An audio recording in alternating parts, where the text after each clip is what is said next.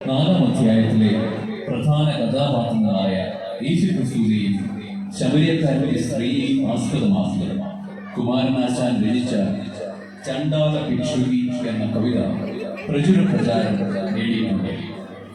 ശമരിയ പട്ടണത്തിൽ സുഖാസ് എന്ന സ്ഥലത്ത് ഒരു ശമരിയ സ്ത്രീ വെള്ളം കോരുവാൻ വന്നു. വഴി നടന്ന് ക്ഷീണിച്ച യേശു ക്ഷീണം അകറ്റുവാനായി ആ സ്ത്രീയോട് ദാഹജലം ചോദിച്ചു.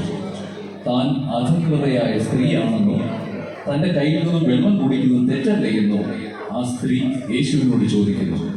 എന്നാൽ സമത്വത്തിന്റെ സന്ദേശം ക്രിസ്തുദേവൻ ഇവിടെ പകരുന്നതാണ് ഈ സംഗീത ശില്പത്തിന്റെ ഇതിവൃത്തം. നമുക്ക് ശ്രദ്ധിക്കാം. യേശു ശമരിയ സ്ത്രീ.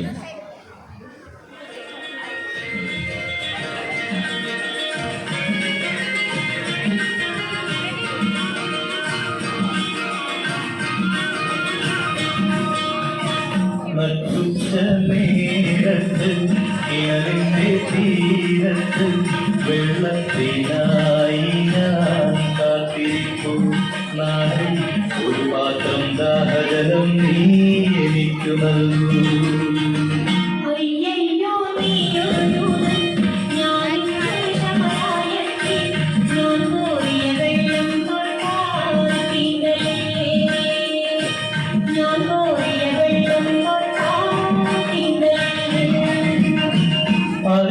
അറിയുന്നില്ലേതും നീ എന്നോട് നീ ചോദിച്ച ജീവന്റെ ജലം കോരിത്തരുമല്ലോ ഞാൻ.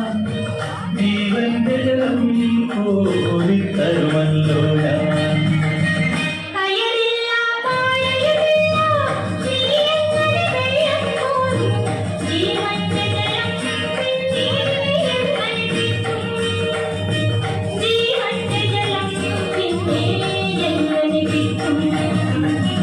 ഞാൻ നൽകും നിത്യജലം നീ വിശ്വാസം എന്ന് കുടിച്ചാൽ നാരി നിനക്കൊരു നാളും ദാഹിക്കില്ല.